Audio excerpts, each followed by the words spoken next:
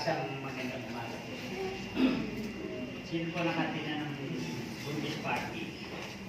Ako po. Yeah. Dati, no? Kasi yung binibigay na paliwanag, galing sa siya. Kung paano. Asa pa ako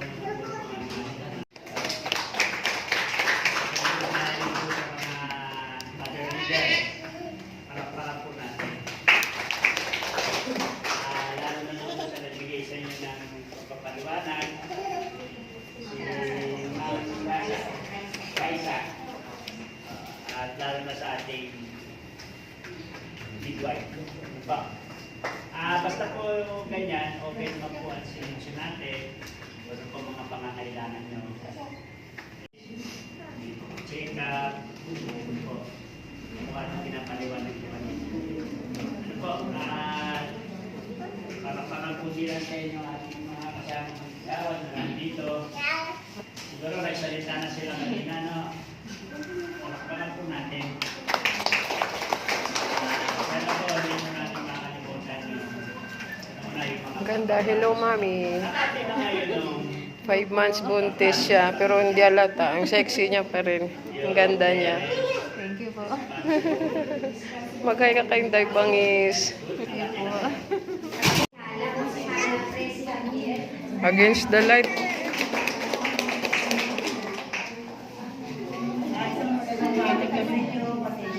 Ito po yung call. Ay, yung programa na to kasi napapanahon at marami tayong natutunan kasi mahalaga yung pagpaplang ng pamilya. Unang-una, napakailang yung buhay.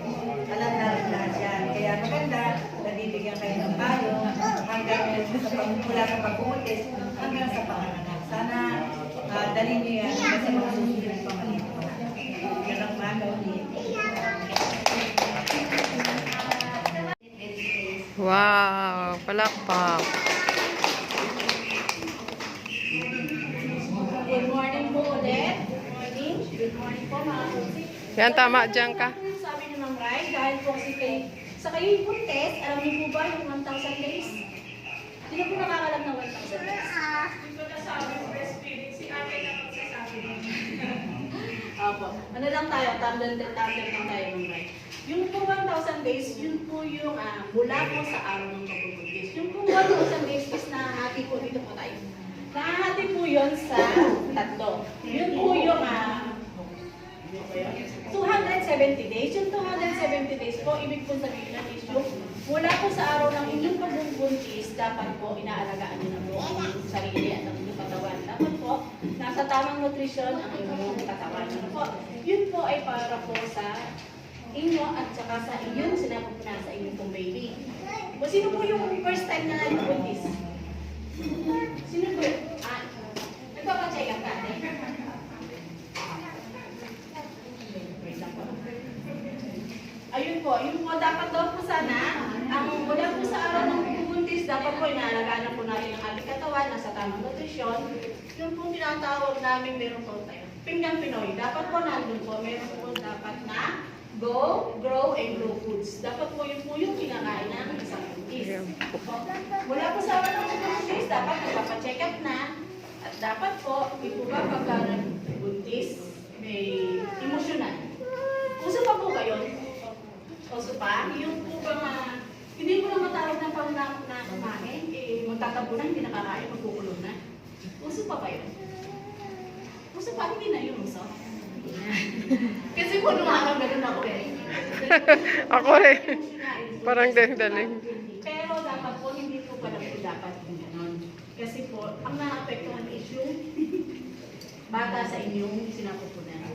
Kasi daw po, ang bata, ang sa kalusagan ng pagbubutis, dapat po na po yung tamang nutrition.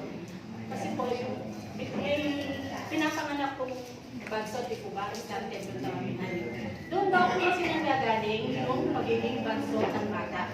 Yung hindi po naaalagaan yung ang nanay yung kanyang sarili habang nagbubuntis. So, yun po yung unang pangkat ng 1,000 days. Yun po yung 270 days. Yun po yung mula pagka buntis hanggang hanggang sa nanganak. Ito na po yung pagkapanganak po ano dapat? Hanggang 2 months, hanggang 2 years, dapat po gatas lang po ng ina. Ang dapat natin ipasa. So ano po ang mga benefits po ng gatas ng ina? Ay, alam niyo natin, hindi po pa kayo nagpapasuso. Hindi ka nagpapasuso, pasusuan. Walang harong Ayun, very good si ate. Kasi dapat po, ikaw ate, pagkapanganak mo, gatas lamang ng ina. Ang dapat, yun ang pasusunod. Alam niyo po ba yung unang pata ng gatas ng ina? Ano po tawag doon? Yun po yung tinatawag ng colostrum. Yun po yung pinaka-masustansyang gatas ng ina. Yung unang pata. Kasi po, yun po yung na-miss ko. Kasi nung araw, matanda na kasi, di ba? Kasi nung araw, sabi ni inang ko, itapon mo yan kasi marumi yan. Kasi manilaw-nilaw yun eh. Manilaw-nilaw na parang na ganun. Kaya sabi ni inang ko, itapon mo yan kasi madumi yan eh. Tapon mo. Pero hindi po pala dapat yun. Kasi wala po tayong pag-aaral na ganito. Ano po tayo kasi po, meron na po tayong pag-aaral na kasi nung araw wala po kami ganito mga seminar. Ngayon lang din po nagkakaroon na yung palang gatas ng ina is pinaka-sustansya ng gatas na masususo na napapainom na sa inyong mga anak. Soft diet. Dapat po medyo gawin nyo ng pakainin ng masarap. Kasi po parang hindi po namimili yung bata. Ate pagkapanganak siya. Huwag mo siya patitigin ng masarap. Kasi once na siya nakakasin ng masarap. Kasi po ito, kasi di po ba ang ating mga anak mahirap pa inumin ng gamot. Kaya hanggat wala pa silang sakit, hanggat hindi pa sila nagkakasakit, huwag naman sana, di po ba, lagayin na po ng ganitong micronutrient ang pagkain ng inyong mga anak. Okay? Ayan po.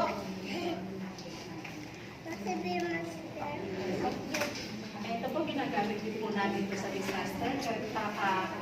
Kaka-seminar lang po namin ito. Ano kami PW? Tulungan mo ako kasi seminar lang natin ito. Sino? Ano kayo siya? Berlin? Kasi seminar lang po namin ito, NIC, ginagamit din po yun sa disaster. Pagka po merong evacuation center, sa evacuation center, kasi po, di po ba nagtitimbang kami? Tinitimbang po namin, umiikot po kami sa inyong mga lugar. Meron po kami dalang timbangan, meron po dala kaming height board, pero po, pag panahon po ng disaster, ng bagyo-baha, ito lang po yung ginagamit namin para po, wala na po kami dalang mga timbangan o ano man. Okay. Ito papapakita lang po namin sa inyo para lang po. Kuya, bulaga.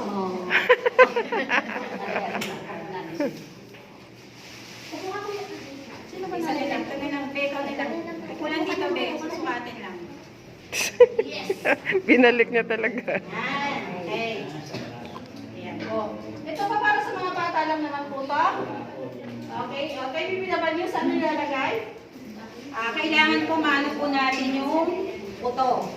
So yun po, pag naano po natin yung buto, yung butas po nito, kailangan po natin, sige na, tingin ka lang doon. Kailangan po natin makapa, and then ilalagay po natin doon sa mismong butas po. Then after po niyan, iaano po natin siya hanggang dito po sa, anak sige lang, ganyan ka lang. Sa siko. Sa siko po. Ito po. So, 19 po sa siko. Kalahati ng 19. Kalahati ng 19, ano po? 8.5. Oh, 9.5. 9.5. So, 9.5. Sorry. Ito doon. Ito. Kasi kunwari na. Kunyari po, naguhitan na po ng ballpen yung 9.5. So, ito na po. So, ngayon po, ilalagay naman po dito para naman po masukat ang Kanyang timbang. kanyang timbang po kung talagang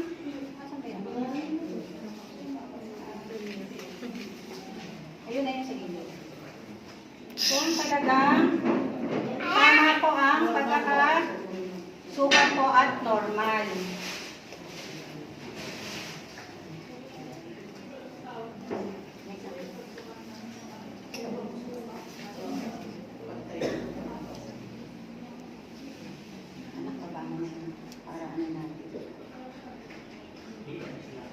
So, ang sukat po niya ay 15. Okay. Ayan. So, ganun po ang sukat na sa bata po para maano natin. Okay. 15 po yung sukat niya. Ito po tinatawag po namin dito is ito po ang tawag dito. Ito po yung mga gulay na buhay na yan is meron pong kahulugan yan. Ibig pong sabihin, yan po, pag po yan natapat, sa green, ayan, ang 15 po, sabi, 15 po ang tapat sa kanyang, meron pong araw. Yan, nakatapat po yan siya. Sa green po nakatapat, ibig po sabihin is normal po yung bata. Okay po, pag naman po natapat dito sa yellow, ibig sabihin po is underweight na po siya. Papunta na po siya sa kailangan po natin siyang alagaan. And then, pag natapat naman po siya sa red, ayan, red, ibig pong sabihin po niya is Learning na. normal yung bata. Kasi tingnan niyo po. Ganyan po kaliit yung braso ng bata, meron po ba ganyan kaliit na braso ng bata. Ibig pong sabihin niya is malnourished na po siya. Kailangan na po siya ng programa ng barangay at programa ng city para po maalagaan. Yun po yung advantage po ng aming pagbibimbang sa inyo po mga anak. Kasi po, para po malaman namin kung meron po malnourished po sa aming nasasakupang lugar para po pumasok sa mga programa po ng barangay at ng city. Isa pa rin po, ang gulayan po, yung pagtatanim. Kung meron pong gustong magtanim o maggawa ng garden sa inyo pong mga bakuran, meron po tayong libreng buto, pananim. Opo, hingi lang po kayo sa mga mother leader na nasa grupa nyo, kahit po sa akin, hingi lang po kayo para po makapag-tanim po kayo kasi yun po yung isa po pag nasa tamang nutrition. Kasi po, pag nagtanim kayo, siyempre, yung gulay, nandun na po, doon na nila yung pang-araw-araw na pagkain. Nakatipid na kayo, is nasa tamang nutrition para ang inyong kinakain. Okay. So ayan mga kabarangay, tapos na po yung ating lecture about sa buntis. So nandito na tayo sa ibaba. Iniwan ko na sila doon.